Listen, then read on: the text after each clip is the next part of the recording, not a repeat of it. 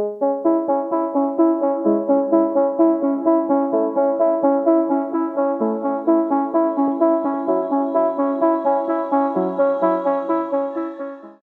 how are you? Hi, Dr. Kelli. Thank you for spending time with me today. Oh, thank you for your time. You don't have to call me a doctor unless I'm you're my patient for exam room. So you call me Heval, it's fine. How do you say it? Heval. Heval. You call me Sharon. Thank you. It Okay, means Dr. Kelli, Kurdish. It's Kurdish? Yeah, it means friend in our language. My name, I think, is from the Bible. It's the Valley of Sharon. But I wanted to ask you, there's so many things I want to ask you. I'm incredibly moved by your story, and there's so many things about it that are intriguing to me. Principally, so you were born in Syria, yes? Yes, I was born in Syria. In which year? I was born in 1983 in the city of Aleppo, which was one of...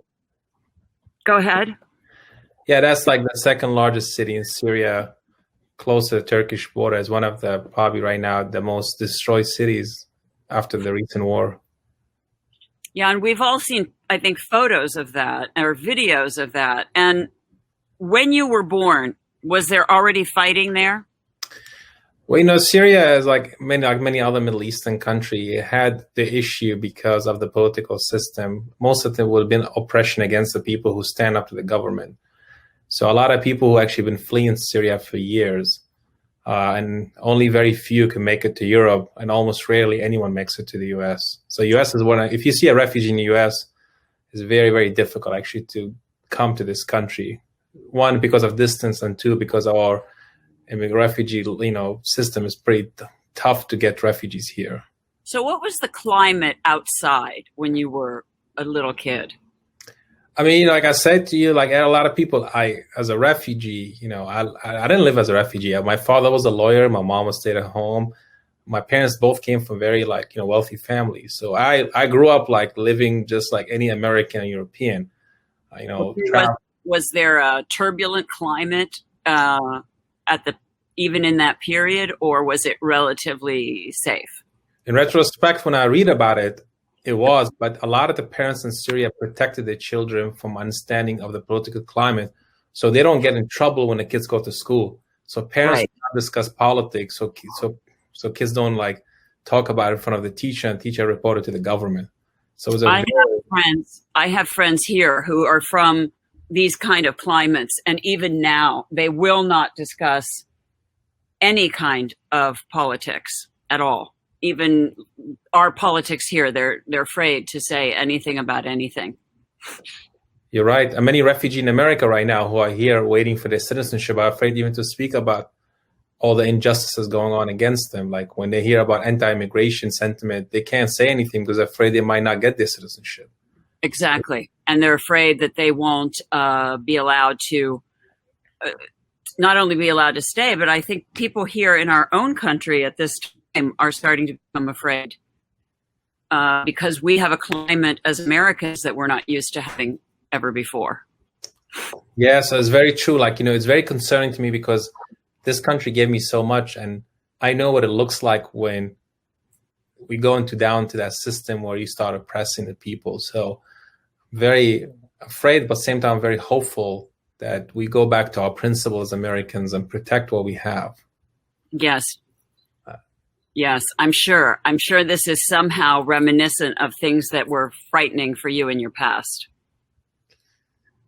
Yeah. I mean, I left when I was 11. So a lot of the stuff I started experiencing from learning the historical time, what happened, because my parents actually, the only thing I knew something bad happened when the police stormed our house and started breaking everything and started beating my mom. And I kind of I jumped to help her, and then it beat me up, I think, and I fell on the ground and I started bleeding. So it was kind of like being in the storm. It was like being in a movie, like you're watching everything going on, but you don't know what happened.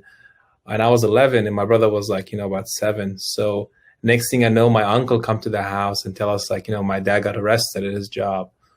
My dad was one of the lucky ones. Yes, he got tortured, but he was able to pay himself out. Yeah.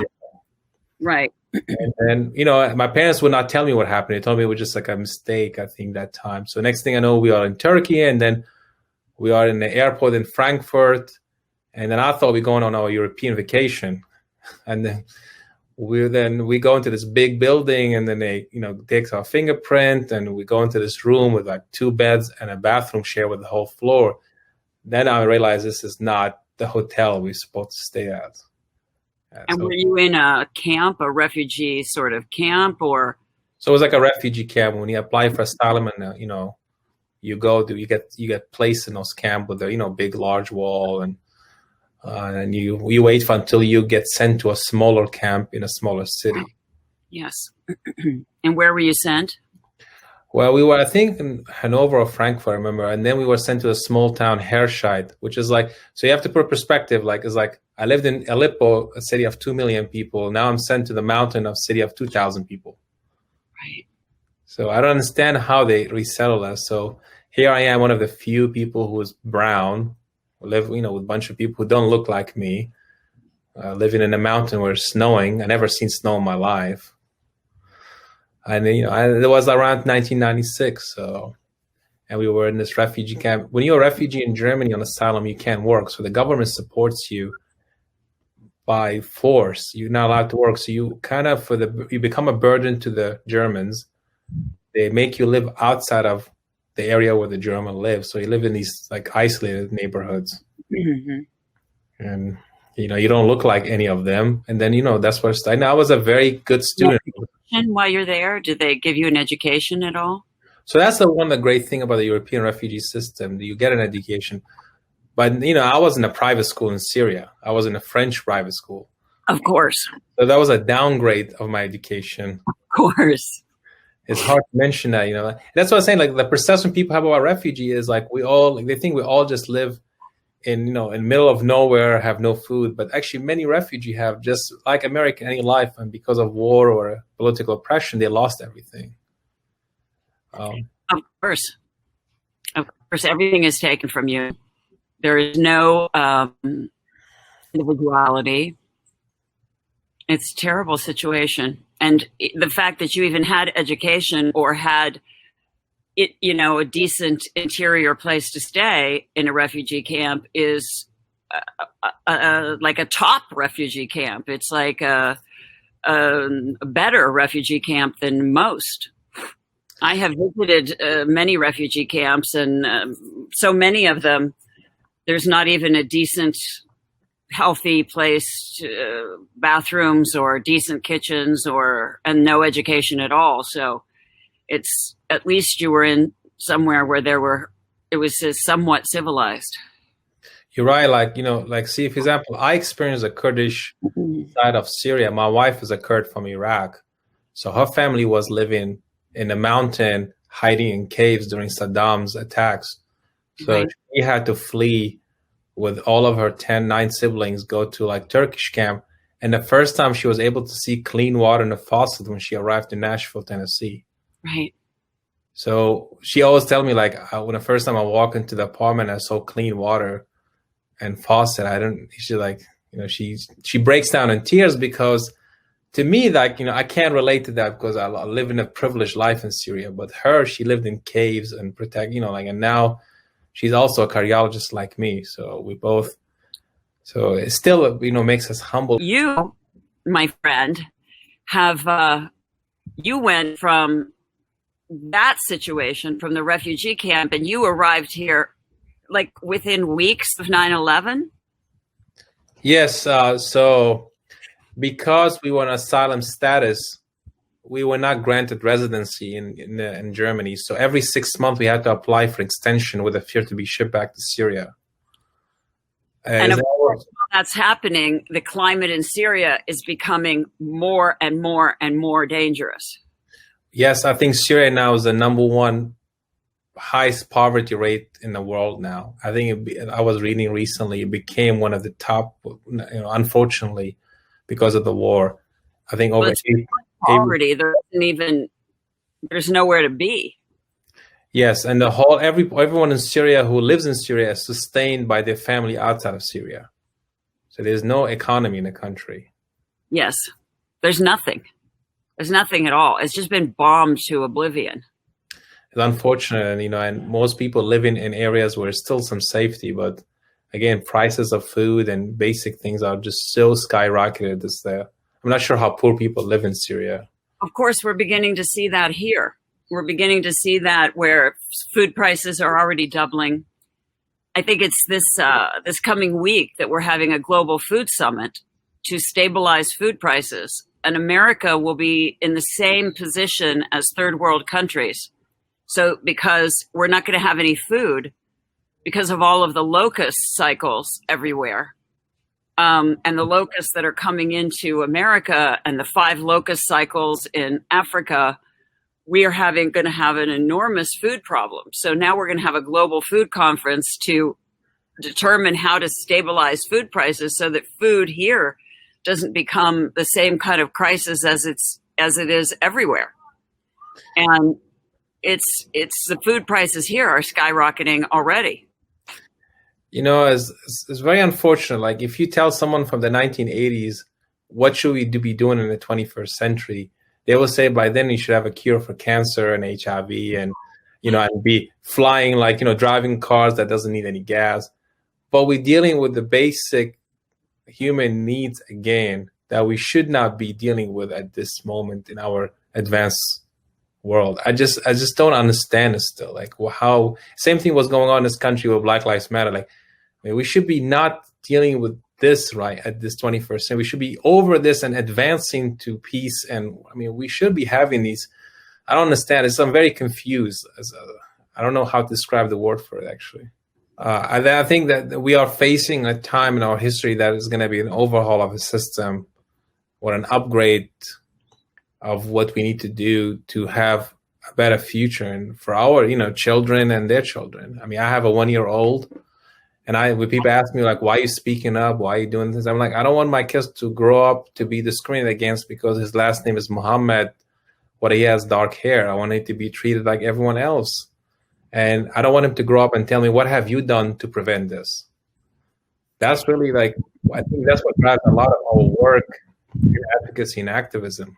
My children have learned more this semester from learning at home, from having to learn on the computer and not being at school than they've ever learned in any other semester. Their grades are better and they're higher functioning than they've ever been before. We've got things planted at home. They're functioning in the home and in society better. They're learning more about what's actually happening in the world. They're understanding more how everything works, they've learned how to function in the home. They've learned how to do everything to take care of themselves. They're really actually learning this semester. I honestly don't want them to go back to school. I want them to stay learning online and do even when it's possible, to do their sports and their other interactions separately and differently. The COVID-19 pandemic truly showed the world, one is how connected we are to each other, and 2, how what we're doing has to change dramatically. Even in public health, when COVID happened, I'm like, well, how are we going to teach people now about COVID? We can't really go meet people and do seminars. We can't really pass flyers out. So we actually start doing tele-public health education. Me and my wife, we actually start through WhatsApp groups, and then we took it to Facebook Live event for our Kurdish community first, and we started expanding to the American community. And we had a lot of people tuning in, and we just answered the question by inviting experts in COVID-19. We were reaching more people that you could reach in a physical space, and people felt comfortable asking questions. I think I think the COVID-19 pandemic, if anything positive comes out of it, is we're going to realize how connected we are and how we should use the virtual space to actually be more connected and teach each other. And that we as a global community are bigger than any individual element. True. One thing I was reading about your work, especially in HIV, and how much like you actually made an impact on various organizations.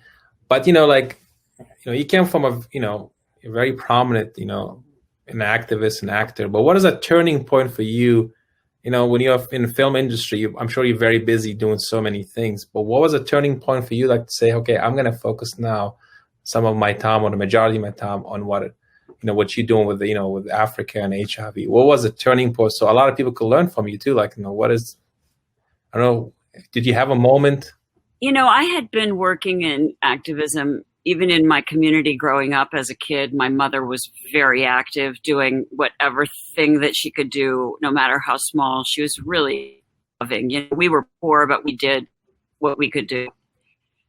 But I think when I was nominated for a Golden Globe for Basic Instinct, and I was sitting in the room at the awards, and when they called my name, not everybody, but there was quite a bit of laughter in the room, as though it was kind of a joke, like that I was nominated, or I was kind of like a joke actress.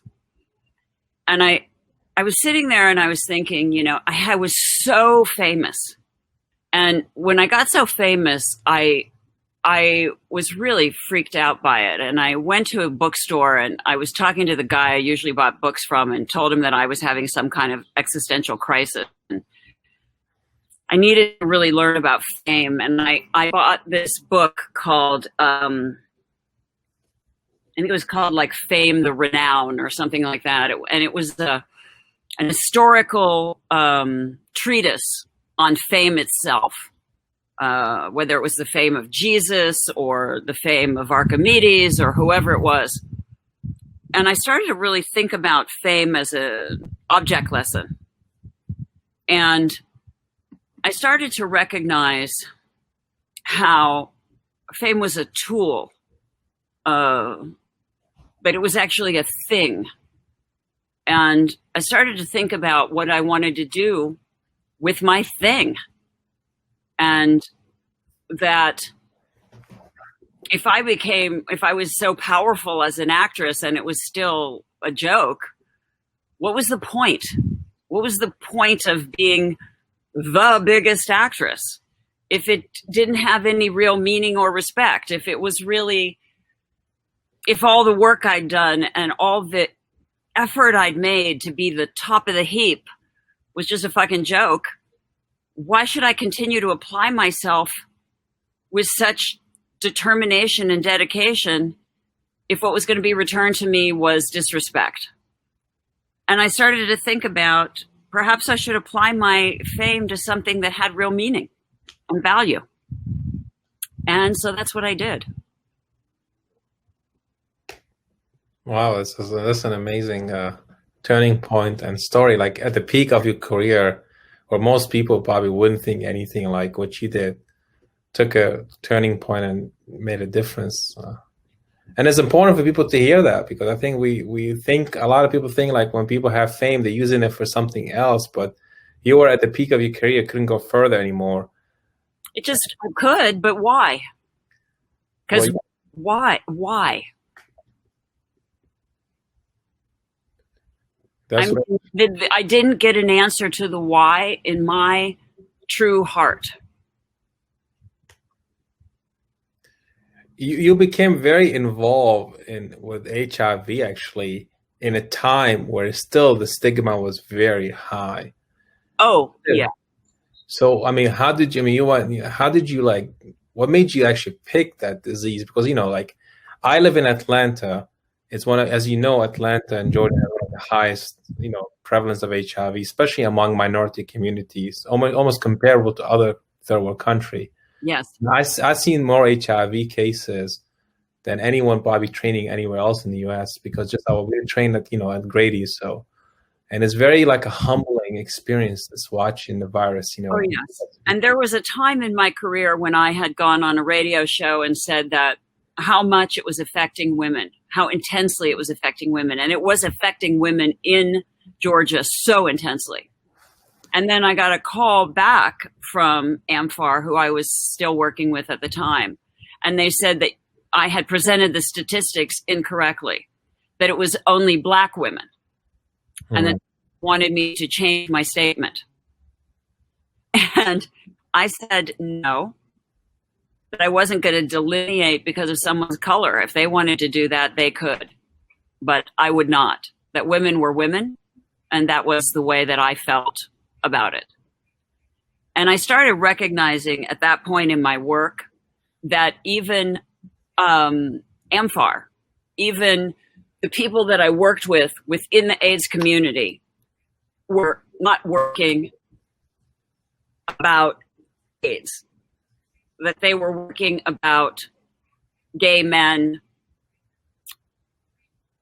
white women, Black women, that there were priorities, even within a cure, and that there were priorities about who was going to get the care. There is such a delineation when it comes to finances and who will get care and why they'll get care and why they won't get care and what the cost benefits are of care for everyone. And if you buck against the system, you're going to get slapped around. And, you know, it's tough. It's tough if you're going to stand up and put your head out there to try to get things done. I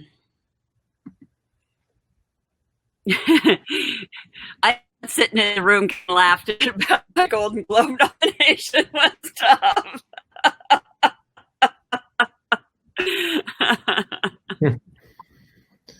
Well, I mean, you know, you brought a great point about children. I mean, you know, you have your own children. How do you feel? I mean, you went through the HIV pandemic with the experience that. How do you feel right now with the COVID pandemic and with your children?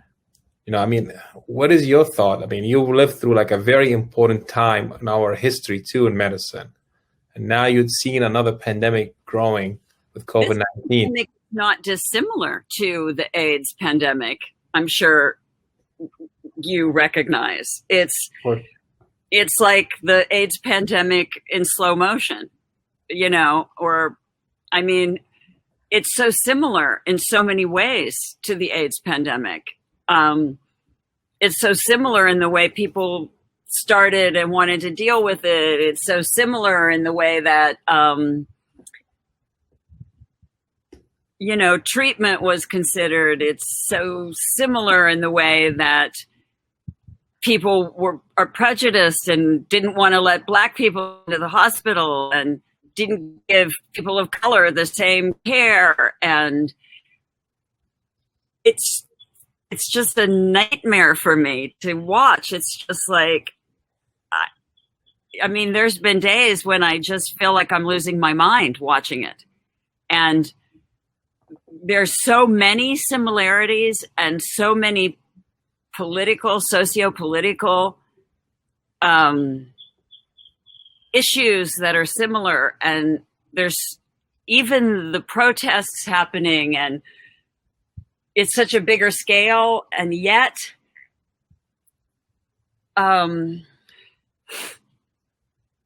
if we had handled HIV/AIDS different, we'd know how to handle this different.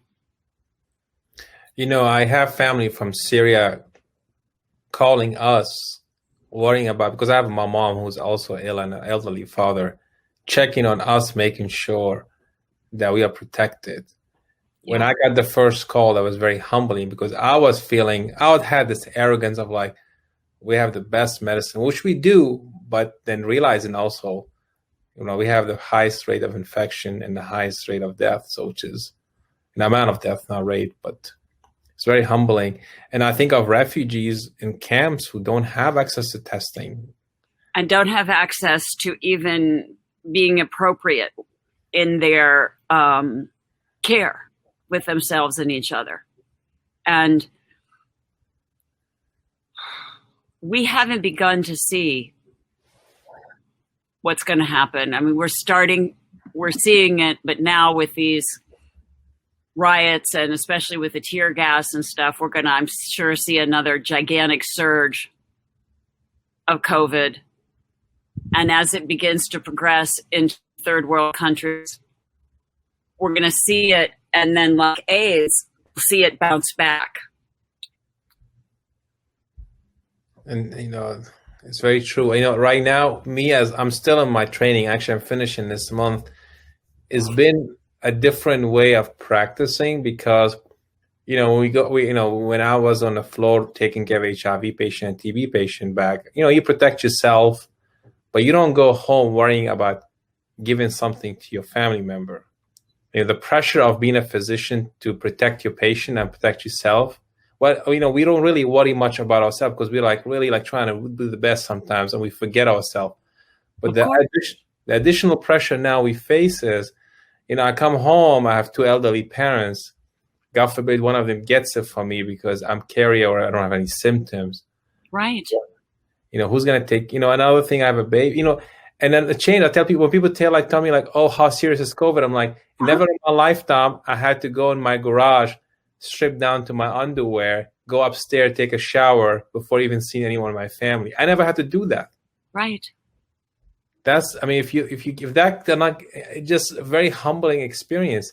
And then I was like, we live in the most advanced country in the world. Think about people who don't have access to hospital. Yourself, you had a very humbling experience with medicine. What happened to you when you had to go to the hospital for an emergency? But you were in one of the best places in the world to treat that. Yeah, but when I was in Africa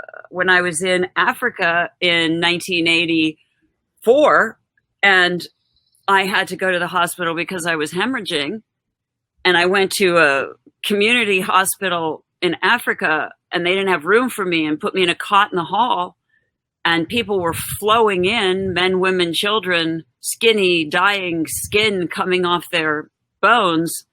And no one knew why, and they had nothing to treat me with. And we didn't know what was happening. You never saw anything like this. And no one knew what was happening. And the nurses and doctors were beside themselves, and people were dying and screaming in agony, and little kids and everything. And no one knew what was happening. And fortunately, they didn't have blood to give me or medicine to give me. And I came home only to find out that this was HIV/AIDS. And once you see this sort of thing, once you witness really untreated HIV/AIDS,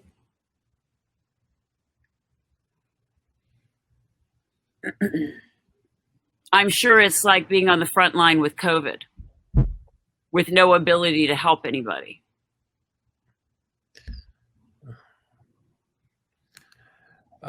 One of the things that I learned, as you know, there's over 70 million displaced refugees in the world. This is the highest in mankind history we ever had. And even in Syria, half of the country is displaced now. And I've been trying for the longest to bring attention how to deal with these 70 million people displaced around the world. That's like, you're talking about a whole country displaced. When there was a sentiment against, like, we don't want refugee in America, but I'm like, well, I was that refugee. I came here in 2001. I was welcomed by Christian, church member from All Saints Episcopal Church. Even though after 9/11, people were still welcoming refugees. But what happened now? You tell me I don't want Syrian refugees here or any refugee, but I am that refugee. How do you think it made me feel? Because now I'm a doctor. You want me here, but what about when I was 18 washing dishes? It just doesn't, I don't understand how we forget about that people start from somewhere.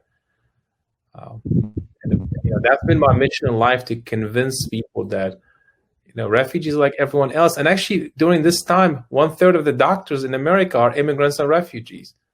I think the resilience experience could be beneficial to us when we're dealing with one of the worst pandemic of our lifetime. My institution has been doing a great job of serving people. A lot of my work and my wife are doing actually is outside of our work. We volunteer in the communities, especially in refugee and immigrants community and poor Americans, where we realize there's a lot of lack of access to awareness of COVID. So we've been very actively trying to work with the different community leaders and churches to do actually screening and educate the public in simple term what COVID is. So we've been doing this since early March and following the CDC and WHO guideline. So how is it day to day in your practice at the hospital? Well, I'm in cardiology, so I get called about seeing cardiac patients, and some of them might have COVID, might not. Right now, it's calming down a little bit because I think we have more understanding of the disease. But I'm not an expert in COVID because I'm just I'm as a bystander seeing patient with COVID that may have heart disease. And this blood clot issue that's happening, are you experiencing that in the cardiac world? They're saying people are actually who you heard about have risk. Younger people are presenting with strokes and clots. So the positive thing is probably due to COVID. But I tell people, this started in December. We still don't know much. Noticing, I read something that Pepsid has this drug within the Pepsid that people are noticing that people who have taken Pepsid for 10 to 13 days are having a better reaction. Again, this is all trials and data. And again, you understand. So people are trying things, but it's all up to the experts making decision. Same thing with all these, whole media about hydroxychloroquine. I mean, all of this stuff, it was just a trial and error from the South Korea and China. Right. So, but every patient, every person, every family member or neighbor asks me, I'm like, this started in December 2019. Right. And we need time to understand this. Right now, we're dealing with the crises. So I hope the public just follows the guide of the expert. My advice to everyone: trust the experts. Listen to people who have physicians and doctors who are really trying to work on the front line. I've been working with Dr. Fauci for, a long, long time, and I work with him at Dindy. I don't know if you know Dindy. But we've been working on infectious diseases, and we've done very well with sleeping sickness, raising money for sleeping sickness. I'm much more in the raising money and awareness end of it. But we've recently done very well with sleeping sickness. I find him to be terrific. I know there's been controversial things said, but I've worked with him successfully.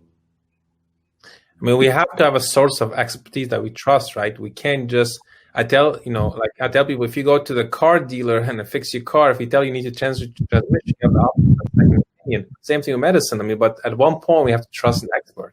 Right. And he is our expert. And people there's people like him, there's people like Carlos De Rio in Atlanta, who actually I'm very, right. He's in Emory, so I'm very privileged and honored to have access to him. He's spectacular. I mean, so we have people like that who we have access to, even through Twitter. They all post on Twitter and stuff like that. So I tell people it's not just lack of access. You could watch these guys and listen to them. Right. So, right. I'm doing a lot of that too. And I am so grateful to have had the opportunity to meet you and to share some of your experiences and your courage. It seems like you go from one war zone to the next war zone, from one crisis to the next, and yet you become more and more and more, and you give more and more and more, and you flourish more and more and more. Oh, thank think you. That you are a warrior of light, and I named my oldest son Rowan, which is the Buddhist word for a warrior of light, and I think that that's the thing that we can be the best in these dark times, is to allow ourselves to find our best self. And so I'm glad that you have the name of friend, and I would like to think of you as my friend going forward, and I would like you to think of me as your friend going forward. So if there's ever anything that I can do, please feel free to reach out, because I'm here for you. Oh, thank you so much. And I just want to finish, as Kurdish people, we have no country and nation to claim yet. But, we have a saying, if someone taught you an alphabet, you own them a book. And I feel like America I own volumes to this country. That's what I'm doing is an obligation, and there's a volunteer effort. So I'm very privileged to be here, actually, and me and my wife. Country. This is your country. However crazy we may be right now. Like we say in our family, you know, everybody else can talk about us, but we don't talk about, we don't say bad things about ourselves. So this is your home. Thank you. Thank you so much for your time, and I appreciate all the work you have done. Likewise. We're here to support people in need. And if you'd like to do the same, please press the link below.